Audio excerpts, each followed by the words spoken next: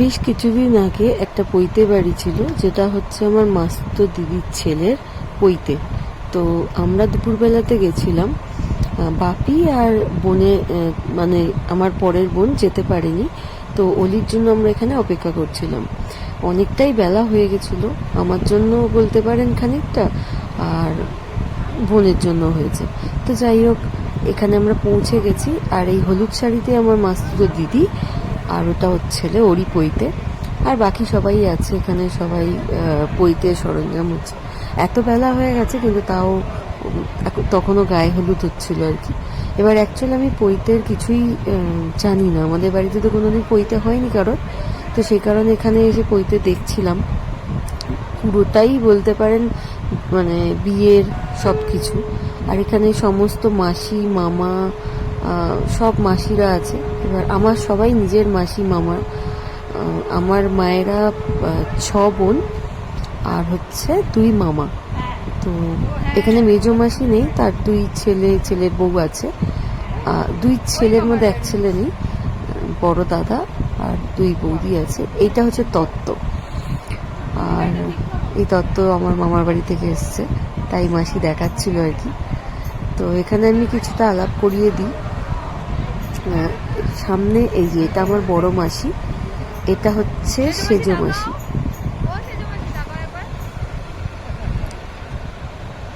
আর এই হচ্ছে আমার মামি, যে এই যে দেখো, দেখতে পাচ্ছ, এটা আমার মামি।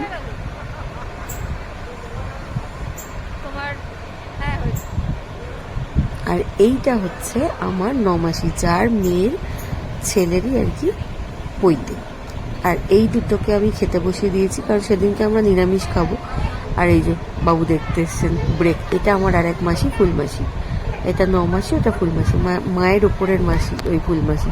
যত আবদার হচ্ছে ফুলমাসির কাছে আমাদের সব কিছু। মাসি এখানে চলো, মাসি ওখানে চলো, মাসি আমাদের সাথে। আর খুদেদের খেলনা, ওরে বাবা রে, কি খেলা শুরু করেছে! চেনা নেই অচেনা সবার সঙ্গে খেলছে।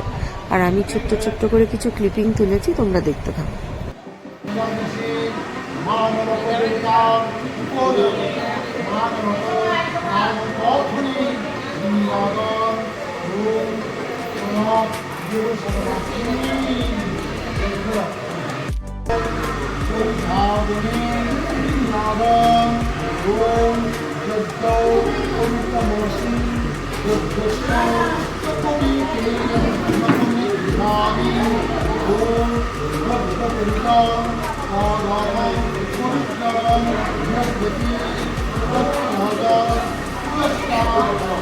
আসছে বসে বসে।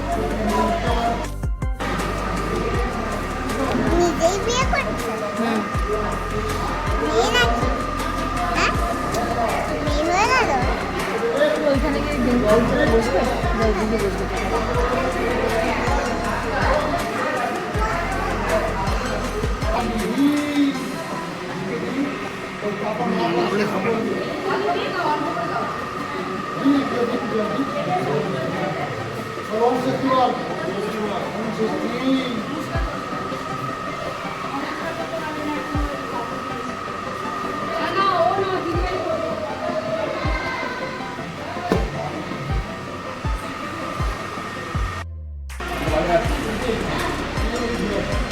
বাবা, সবার মাথাগুলো আসছে।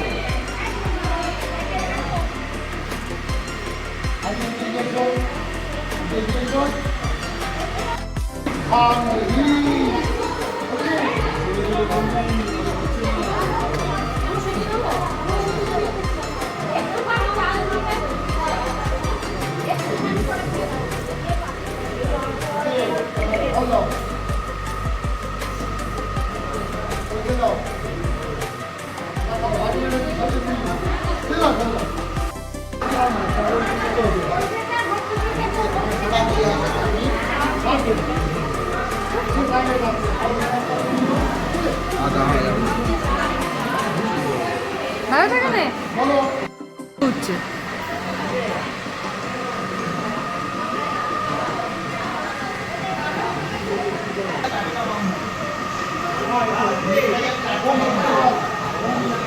ওইটার একটা নিয়ম থাকে, এই সেই মুহূর্ত যে মুহূর্তে আর কি মায়ের হাতের ওপর পা না রাখলে ছেলে সন্ন্যাসী হয়ে যায়। তো সেটাই এখন চলছে। তো এর আগে দেখলাম যে এই সমস্ত ভিক্ষা মায়েরা সব ভিক্ষা দিল নানান কিছু। আসলে এদের এই দিনকেই না রিসেপশনটাও ছিল, মানে এই দিনকেই অনুষ্ঠানটা ওরা রেখেছিল। সকালটা পুরোটাই হয়েছে, এবার এই অনুষ্ঠান শেষ হতে হতে ওদের প্রায় 5টা বেজে গেছে। আর দিদি বলেছিল একটু সাজিয়ে দিতে, তো আমি ওই জন্য ওয়েট করে গেছি, তাই জন্য পুরো পৈতেটাই আমি দেখতে পেয়েছি।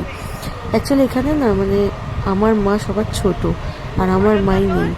এই অনুষ্ঠানটা আমার মা বোধহয় 2 বছর আগে, যখন আমার মা চলে যায় তার আগে, আমার মা তো অক্টোবরে গেছে, আর জানুয়ারি ফেব্রুয়ারি মাসে আমাকে বলেছিল যে জানিস তো এরকম, আমার দিদির নাম করে বলেছিল সোমার ছেলের পৈতে হবে, যাক সবাই মিলে বেশ মজা হবে।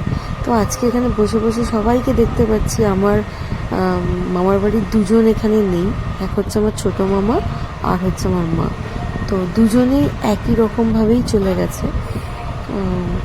তো সবারই মনে একটা খুবই চাপা কষ্ট আছে, আমি জানি, সবাই বলছিল, বলা বলি করছিল, কিন্তু কি আর করা যাবে। যাই হোক, অনুষ্ঠানটা খুব ভালোভাবেই হয়েছে, আর তোমরা দেখতে থাকো, আস্তে ধীরে সব চলছে। আর এই যে আর একজনকে দেখছো, ও হচ্ছে আমার বড় মাসির একমাত্র মেয়ে, ওই ভিক্ষামা হয়েছিল আর কি। তো ওরা দুজনে আর কি বসে পড়েছে যে ওই সন্ন্যাস হওয়ার ব্যাপারটাতে ওদের দুজনকে আটকাতে বলেছে, তো তাই ওরা সেই কাজটা খুব মন দিয়ে করছে।